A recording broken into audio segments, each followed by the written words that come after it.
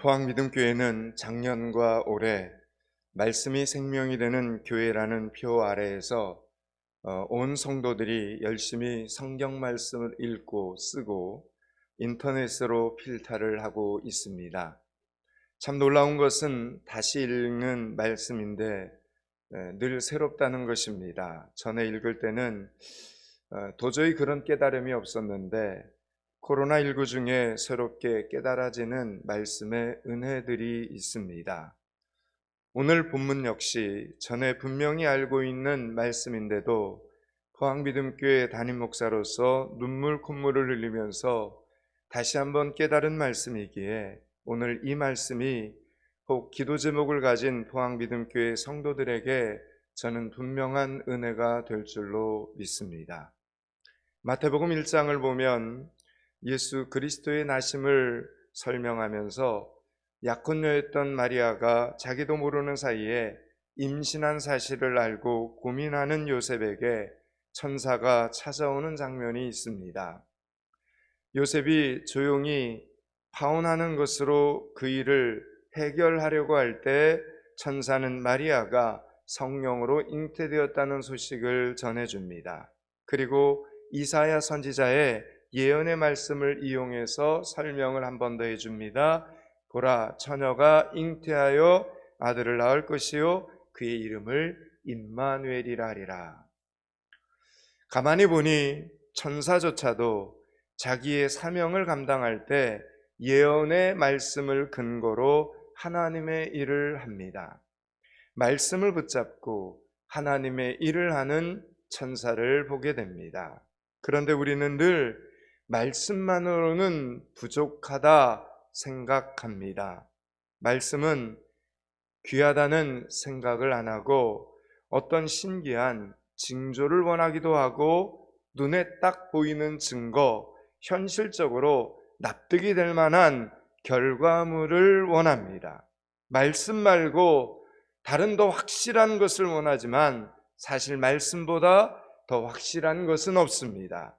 말씀이 곧 예수 그리스도이신데 여러분, 예수님보다 더 확실한 무엇이 우리에게 있을 수 있겠습니까? 오늘 본문에 보면 우리와 수준이 똑같은 왕이 한 명 등장하고 있습니다.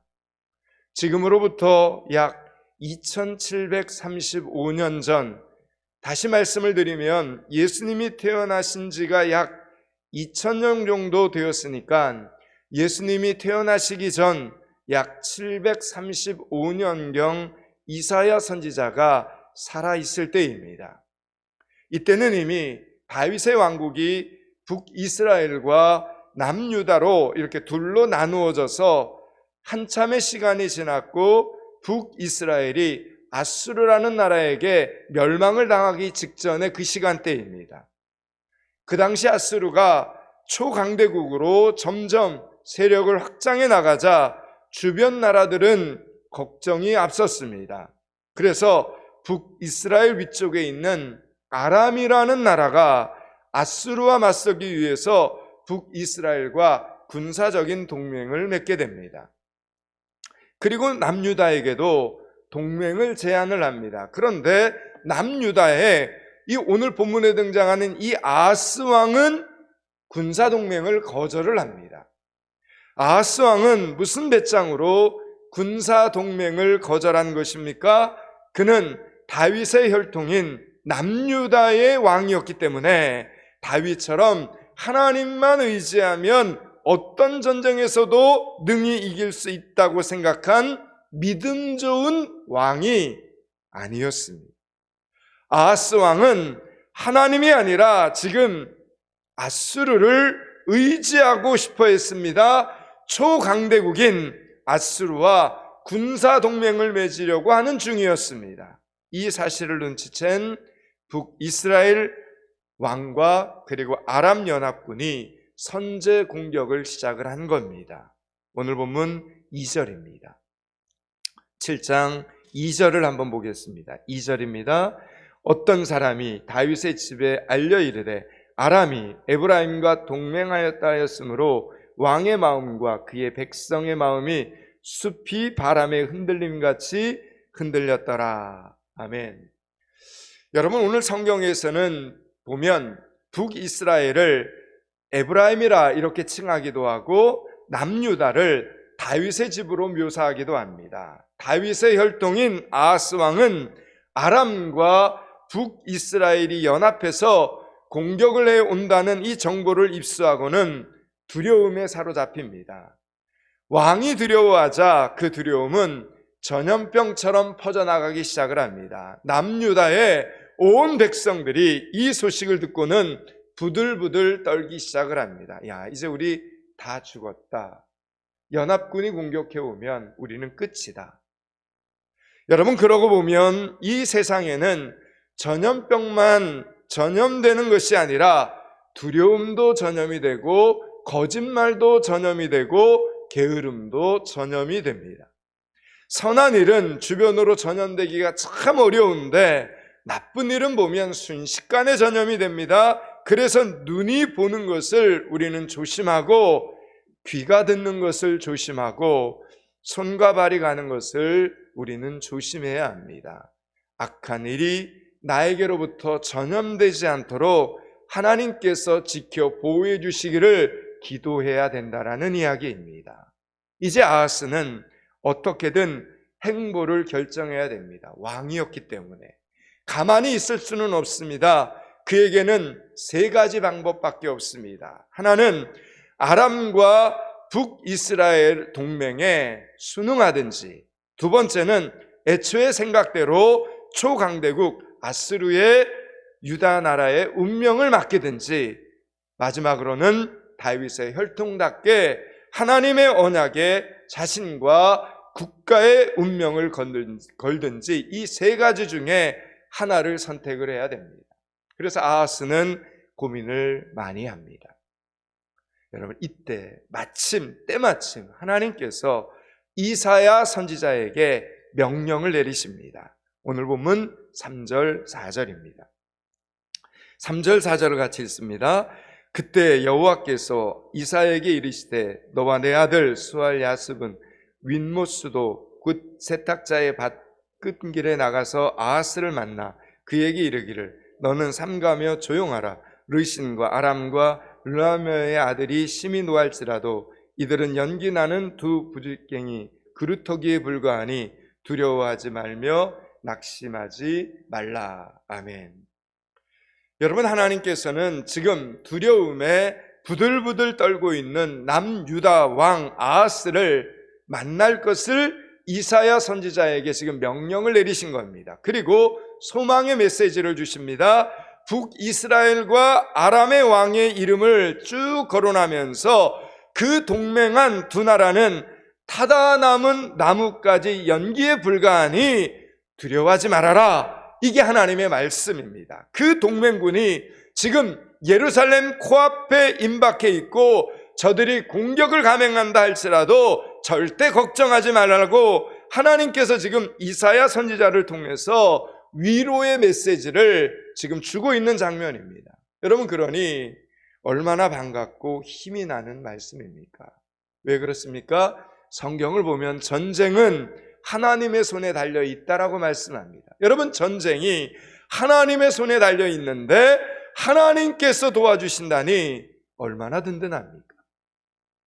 게다가 여러분, 이 동맹군이 무슨 계획을 가지고 지금 유다 나라를 공격을 했는가 하면, 야, 우리가 이참에 아예 유다 왕조를 없애버리자, 유다 왕조를 폐위해버리자, 그리고 거기에 우리 아람 왕조를 건설하자라는 이 어마무시한 계획을 세우고 있었습니다. 여러분, 만약 그렇게 되면 이것은 단순히 전쟁의 승패로 끝나는 문제가 아니고 다윗의 집이 완전히 종말을 고하는 사건이 되는 것입니다. 여러분, 우리가 오늘 이 본문 속에서 분명히 알아야 할 것은 지금 벌어지는 이 전쟁은 원수 마귀의 악한 음모가 도사리고 있는 무서운 전쟁이었다는 것입니다. 이 전쟁에서 여러분, 만약 다윗의 왕조가 끝나버리게 되면 하나님의 구원의 계획이 여러분 다 수포로 돌아가게 되지 않겠습니까? 더 이상 하나님의 구원, 하나님의 약속이 진행되지 않는 것입니다. 그러므로 이 원수 마귀는 지금 북이스라엘과 아람 왕의 마음속에 악한 역사를 지금 일으켜서 온 인류를 구원하시려는 하나님의 이 구원 계획을 망치겠다는 속셈이었던 것입니다. 그러니 여러분, 이 두 동맹군이 승리하도록 하나님께서 가만히 두고 보시겠습니까? 아니면 막으시겠습니까? 하나님께서는 그 일이 그들의 뜻대로 절대로 이루어지지 못할 것이라 약속해 주셨습니다. 그게 오늘 본문 3절, 4절 말씀입니다. 여러분, 그런데 아하스 왕은 이 하나님의 말씀에 위로를 받고 힘을 얻어야 되는데 전혀 기뻐하지 않습니다. 지금 하나님이 이 말씀을 주셨는데 아무리 어려운 상황이 어려워도 하나님께서 이렇게 말씀하시니 제가 그 약속을 굳게 믿겠습니다, 이렇게 하질 않습니다. 오늘 본문 여러분 10절을 한번 보시기 바랍니다. 10절을 뒤에 10절을 한번 읽겠습니다. 여호와께서 또 아하스에게 말씀하여 이르시되 11절 너는 내 하나님 여호와께 한 징조를 구하되 깊은 데 있든지 높은 데 있든지 구하라 하시니. 아멘. 여러분, 지금 하나님께서는 아하스 왕에게 징조를 구하라 말씀하십니다. 높은 데에서든지 낮은 데에서든지, 이 말은 무슨 징조든지 너 구하라, 이런 뜻입니다. 사사기에 나오는 기드온처럼 하나님의 뜻이면 주변은 멀쩡하고 그리고 양털 한 줌만 축축하게 적게 해주시옵소서, 뭐 이런 징조를 구하든지, 아니면 그 반대로 주변은 축축하게 젖고 양털 한 줌만 뽀송뽀송하게 해주시옵소서 라고 구하든지, 원하는 대로 구하면 어떤 징조든 다 보여주시겠다는 약속입니다. 실제로 아하스의 아들이 히스기야 왕이었는데 히스기야는 어느 날 병을 얻게 됩니다. 근데 하나님께 나아가 기도를 하죠. 그러자 하나님께서 그럼 너의 병을 낫게 해주겠다, 이렇게 말씀하신 징조로 이령표가, 그러니까 해 그림자가 10도 정도 물러가게 그렇게 하나님이 만들어 주십니다. 히스기야가 원하는 대로 하나님께서는 그대로 해 그림자를 10도 물러가는 징조를 직접 보여주셨습니다. 그래서도 요즘 개인적으로 여러 가지 기도 제목을 가지고 기도하면서 하나님, 저에게 이것이 하나님의 뜻이라는 징조를 보여주시옵소서, 징표를, 표징을 보여주시옵소서 라고 기도를 하는데 마침 오늘 본문의 말씀을 읽게 되었습니다. 그런데 갑자기 제 마음속에 궁금증이 하나 생겼습니다. 왜 하나님께서는 아하스 왕에게 표징을 구하라고 하셨을까?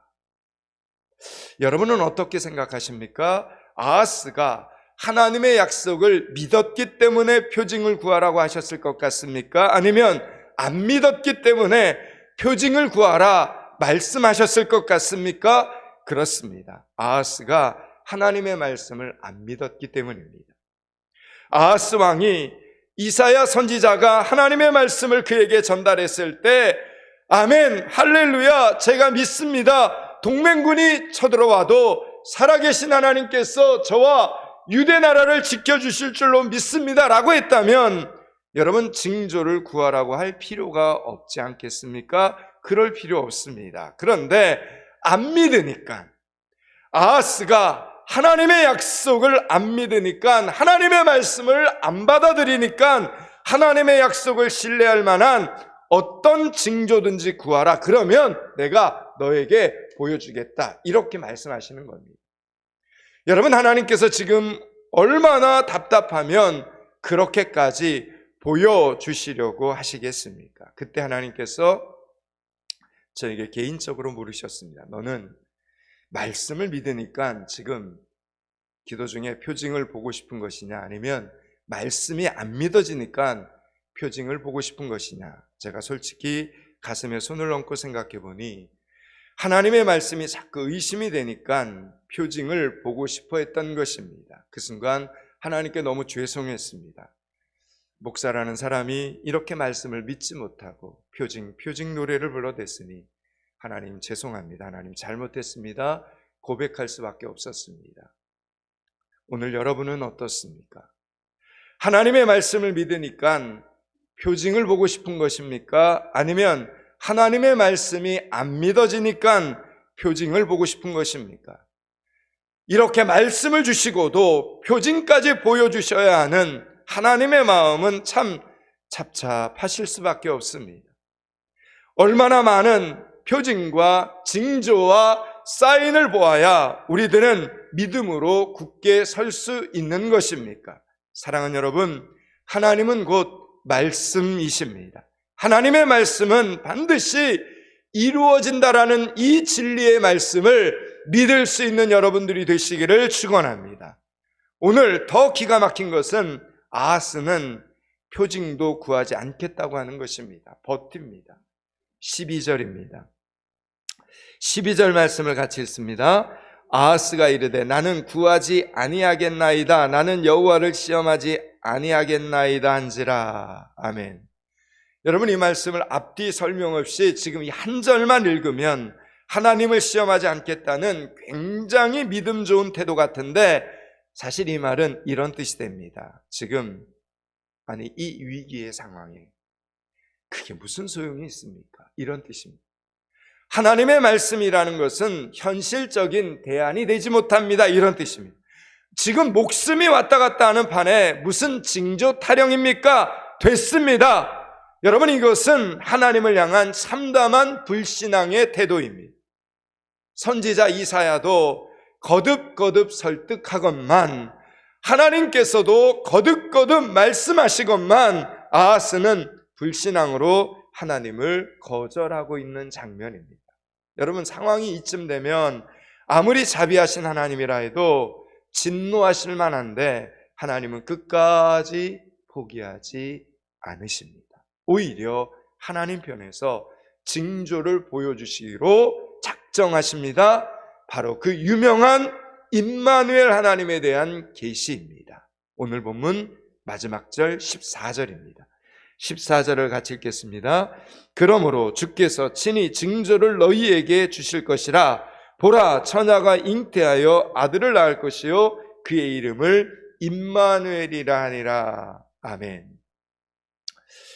징조에는 두 갈래의 길이 있습니다. 하나는 그 징조를 잘 알아듣는 자에게는 그 징조가 은혜로 구원 그리고 선물로 나타나게 됩니다. 그런데 하나님이 보여주시는 징조를 거부하는 자, 보려고 하지 않는 자에게는 멸망과 죽음과 심판이 따라오게 되는 것입니다. 오늘 징조조차 다 필요 없다고 하는 이 불신앙의 끝을 보여주고 있는 아하스 왕에게 하나님께서는 친히 징조를 보여주셨습니다. 하나님께서 보여주신 징조는 처녀가 잉태하여 아들을 낳을 것이다 라는 놀라운 계시였습니다. 여러분, 여기서 중요한 것은 처녀라고 하는 단어입니다. 우리가 알다시피 예수님께서는 성령에 의해서 잉태되셨습니다. 그런데 여기서 사용된 이 처녀라는 단어는 히브리어로 알마입니다. 이 알마라는 뜻은 젊은 여자 이런 뜻입니다. 물론 처녀도 젊은 여자에 속하지만 결혼한 여자 중에도 젊은 여자가 많이 있지 않습니까? 그래서 우리나라 성경에는, 지금 우리가 보고 있는 이 우리나라 성경에는 오늘 본문이나 마태복음이 똑같이 처녀가 잉태하여 아들을 낳을 것이다 라고 번역이 되어 있지만 히브리어 원문에 오늘 본문 이사야서 7장 14절은 젊은 여자가 잉태하여 아들을 낳을 것이요 그 이름을 임마누엘이라 하리라 이렇게 기록되어 있습니다. 그래서 여러분, 그 당시의 사람들은 이 계시에 대하여 아무런 느낌이 없었습니다. 아니, 젊은 여자가 아이를 낳지 다 늙은 할머니가 아이를 낳나? 무슨 이런 당연한 이야기를 그렇게 심각하게 하고 그래? 이렇게 생각을 했습니다. 그러면 그 당시에 동정녀라는 히브리어 단어가 없었는가 하면 그렇지 않습니다.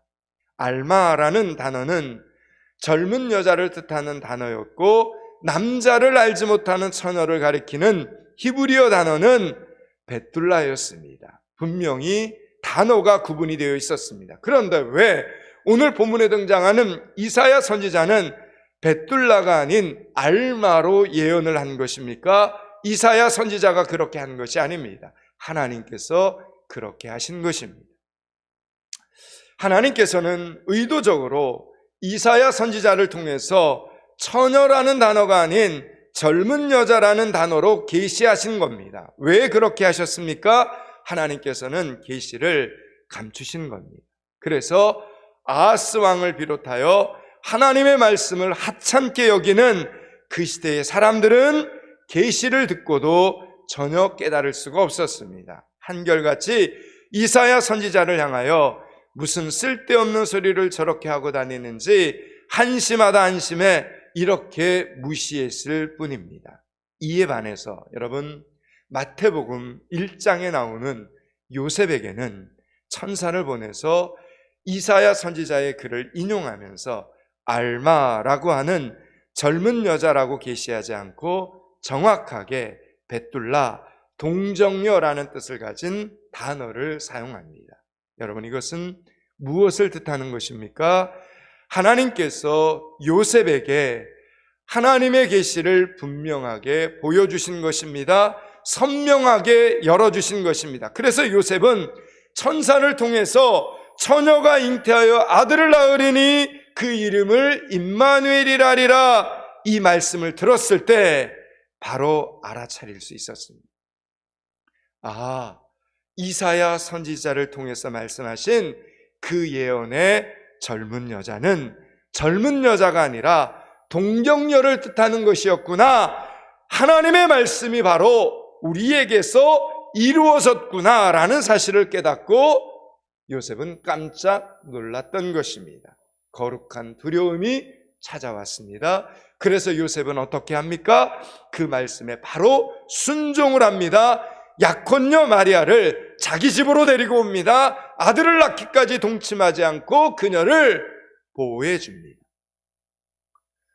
사랑하는 여러분, 하나님의 계시는 하나님의 말씀을 갈망하고 하나님의 말씀을 기다리고 하나님의 말씀을 받아들이는 자들에게만 하나님의 계시는 보이고 열린다라는 이야기를 제가 드리는 거예요. 하나님의 말씀에 아멘하는 사람들에게만 하나님의 계시가 들려진다라는 이야기입니다. 반대로 하나님의 계시를 받아들이지 못하는 자들에게는 그것이 무지한 말이 되고 쓸데없는 말이 되고 소용없는 말이 되어버립니다. 그래서 아무리 들어도 깨닫지 못하고 은혜 받지 못하고 순종하지 못하더라라는 이야기를 드리는 겁니다. 오늘 대강절 네 번째 주일, 여러분은 하나님의 말씀을 얼마나 갈망하고 계십니까? 오늘 여러분은 하나님의 말씀을 얼마나 사모하고 계십니까? 여러분을 통해서 하나님께서 하실 일에 대하여 정말로 소망 가운데 기대하고 계십니까? 하나님은 여러분의 일생에 조각조각으로 하나님의 일반 계시와 특별 계시를 감추어 두셨습니다. 이미 특별 계시는 여러분이 가지고 있는 성경을 통해 하나님이 완성하셨습니다. 그래서 여러분이 성경 말씀을 열심히 읽어 나갈 때 여러분, 그 말씀을 읽다 보면 우리는 깜짝깜짝 놀랄 수밖에 없습니다. 하나님께서 예수님을 통해 우리를 구원하신 이 사건은 말할 수 없는 은혜요, 기적이요, 축복이며 능력입니다. 입이 다물어지지 않는 놀라운 선물인 것입니다. 예수님을 통해서 우리에게 주신 이 약속을 믿고 주장하고 믿음으로 나아갈 때 우리는 하나님께서 우리의 삶에 심어주신 일반 계시를 보게 되는 것입니다. 이 우주 만물을, 온 자연세계가 하나님의 말씀으로 가득 차 있는 것을 보게 되는 것입니다. 그래서 눈을 뜨나 감으나 앉으나 서나 어디에 가든 무슨 일을 하든 우리의 생각과 말과 행동이 하나님께 집중되어 있기만 하면 하나님의 말씀이 들리고 하나님의 말씀이 깨달아지게 되는 것입니다. 하나님께서 보여주시는 일반 계시가 우리에게 활짝 열리게 되는 것입니다. 하나님의 뜻을 깨닫게 되는 것입니다. 여러분, 얼마나 놀랍고 신나는 일입니까? 그런데 하나님의 말씀을 믿지도 않고 관심도 없으면 하나님의 계시와 내 삶은 성탄절이 다가와도 아무런 관계가 없는 것입니다. 젊은 여자가 잉태를 하든 동정녀가 잉태를 하든 그분이 예수님이든 아니든 아무런 관심이 없으면 여러분, 성탄절은 여러분에게 그저 빨간 날일 뿐입니다. 그저 하루 노는 날이라는 겁니다. 사랑하는 여러분, 요셉과 마리아는 나이가 많지 않았습니다. 젊고 어렸지만 하나님의 계시를 깨달았습니다. 그리고 순종했습니다. 여러분, 이 말은 믿음에는 나이가 중요하지 않다라는 겁니다. 순종에는 나이가 중요하지 않습니다. 요셉과 마리아는 가난했습니다. 부유하지 않았습니다. 그러나 여러분, 가난하다고 믿음이 없는 것이 아닙니다. 가난하다고 하나님 앞에 쓰임받지 못하는 것이 아닙니다. 아하스 왕은 돈과 명예와 권력을 다 가지고 있어도 하나님에 대해서는 아무것도 모르고 아무런 순종도 하지 못했습니다. 결국 그는 악한 왕으로 여러분 죽고 말았습니다. 여기까지가 오늘 본문의 전체 메시지입니다. 이제 말씀을 마치려고 합니다. 사랑하는 여러분, 성탄절이 얼마 남지 않았습니다. 이번 주 토요일 오전 11시 우리는 이 자리에서 성탄절 예배를 드립니다. 하나님의 말씀을 들을 수 있는 자리로 나오시기 바랍니다. 하나님의 말씀을 열심히 읽으시기 바랍니다. 그리고 그 말씀을 아멘으로 받으시기 바랍니다. 그리하여 세상 사람들에게는 감추어진 하나님의 계시가 여러분에게는 선명하게 열려서 여러분이 말씀을 읽을 때마다 깨달아질 수 있기를 축원합니다. 대강절 기간 하나님의 말씀이 여러분의 기도 제목에 대한 응답과 해결책이 될 수 있기를 주님의 이름으로 축원합니다. 기도하겠습니다.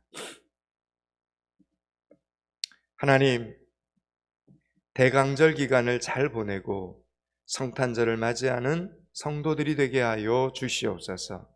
말씀을 아멘으로 받는 자들에게, 말씀에 순종하는 자들에게 하나님의 계시가 선명하게 보이는 대강절 주간이 성탄절이 되게 하여 주시옵소서. 예수 그리스도 이름을 받들어 기도드리옵나이다. 아멘.